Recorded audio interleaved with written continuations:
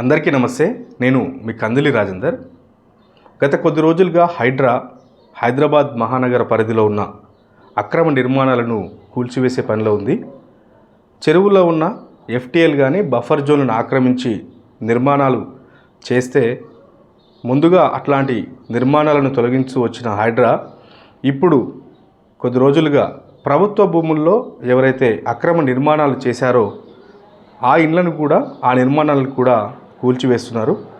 ఆదివారం సంగారెడ్డి జిల్లా అమీన్పూర్లో, కిష్టారెడ్డిపేట, పటేల్గూడలో ఉదయం నుంచి రాత్రి వరకు చివరికి ఫ్లడ్ లైట్స్ కూడా పెట్టి ఆ భారీ భవంతులను కూల్చేసిండ్రు.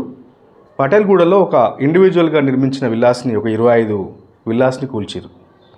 అయితే ఇక్కడ ముఖ్యంగా అధికారులు కానీ ప్రభుత్వం కానీ ఆలోచన చేయాలి. ఎవరైతే ఈ అక్రమాలకు పాల్పడ్డారో, ఎవరైతే అక్రమంగా లేఅవుట్లు వేసి ఆ స్థానికంగా ఉన్న అధికారులతో కుమ్మక్కై ప్రభుత్వ భూముల్లో నిర్మాణాలు చేపట్టి వాటిని అమాయకులకు అంటగట్టారో అట్లాంటి వాళ్ళను వదిలిపెట్టి కేవలం అక్రమ నిర్మాణాలు కూల్చడం వల్ల ఉపయోగం ఉండదు. పైగా ఎంతో ఖర్చు పెట్టి చాలామంది లోన్లు తీసుకొని ఇట్లాంటి ఇండ్లు నిర్మించుంటారు. అయితే అట్లాంటి వాళ్ళందరూ కూడా ఇప్పుడు ఒక్కసారిగా రాత్రికి రాత్రి ఇండ్లను కూల్చేసడంతో లబోదిబోం అంటున్నారు. తమ జీవితకాలం సంపాదించిన వాటితో పాటు బ్యాంకు రుణాలు తెచ్చి ఇండ్లు నిర్మించుకుంటే వాటిని కూలగొట్టడమేంటని ప్రశ్నిస్తున్నారు. వాళ్ళ ఆవేదనలో కూడా న్యాయం ఉంది. ఒకసారి మనం అసలు ఈ అక్రమ నిర్మాణాల వెనుక ఏం జరుగుతుందని తెలుసుకుందాం. పటేల్గూడలో ఒక సర్వే నెంబర్లో పర్మిషన్ తీసుకొని ఆ సర్వే నెంబర్లో కాకుండా అక్కడ 12 సర్వే నెంబర్ ఉంది, అది ప్రభుత్వ భూమి. ఆ భూమిలో ఒక స్థానిక నేత 25 విల్లాలు నిర్మించి అమ్మేసిండ్రు. దాన్ని చాలామంది కొనుగోలు చేసిరు. కొనుగోలు చేసేటప్పుడు కూడా వాళ్ళు అన్ని రకాల డాక్యుమెంట్స్ పరిశీలించిన తర్వాతనే కొన్నామని చెప్తున్నారు. అక్కడ వాళ్ళు లీగల్ ఒపీనియన్ తీసుకున్నా కూడా ఇవి కొనొచ్చని వచ్చింది. ఆ తర్వాత వాళ్ళు బ్యాంకులకు వెళ్తే లోన్లు వచ్చినాయి, రిజిస్ట్రేషన్కి ఆఫీస్కి వెళ్తే రిజిస్ట్రేషన్ జరిగినాయి.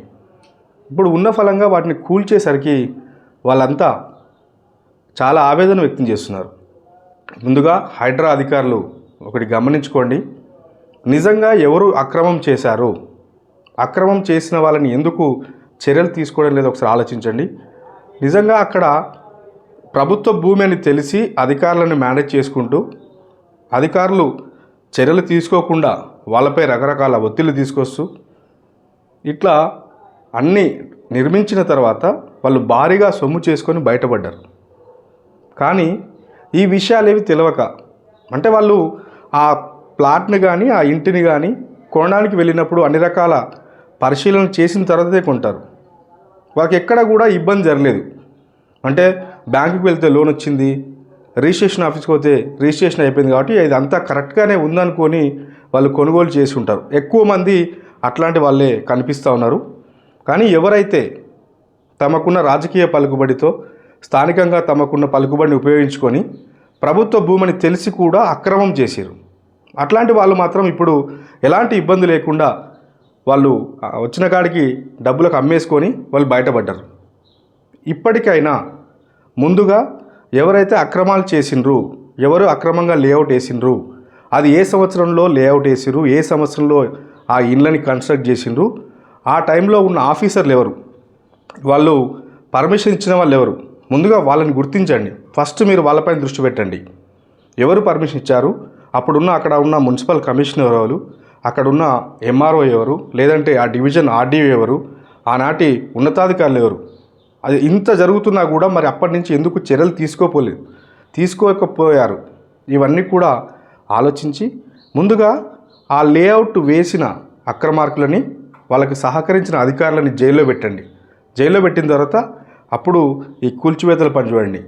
అంతేగాని అన్నీ కరెక్ట్గా ఉన్నాక, రిజిస్ట్రేషన్లు అయినాక, లోన్లు వచ్చినాక వెళ్ళి కూల్చడం వల్ల అమాయకులు ఇబ్బంది పడే అవకాశం ఉంది.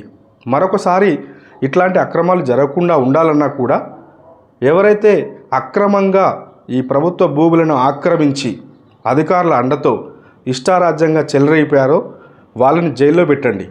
అనుమతించిన అధికారులకు జైల్లో పెట్టండి. అప్పుడు మాత్రమే ఈ హైడ్రా మీద కూడా ప్రజలకు నమ్మకం పెరుగుతుంది.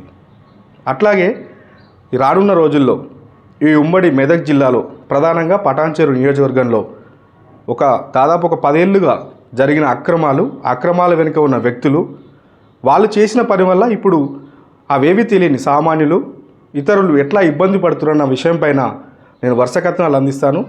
కానీ ఒకటే ఒక రిక్వెస్ట్, ఖచ్చితంగా ఎవరైతే అక్రమానికి పాల్పడ్డారో, ఎవరైతే ప్రభుత్వ భూములని కబ్జా చేసి వాటిలో ఇల్లు నిర్మించారో, ఎవరైతే అధికారులు వాళ్ళకి సహకరించాలో వాళ్ళందరిపైన కూడా హైడ్రా ప్రత్యేకమైన దృష్టి పెట్టి ముందుగా వాళ్ళపైన చర్యలు తీసుకోవాలని కోరుతున్నాం.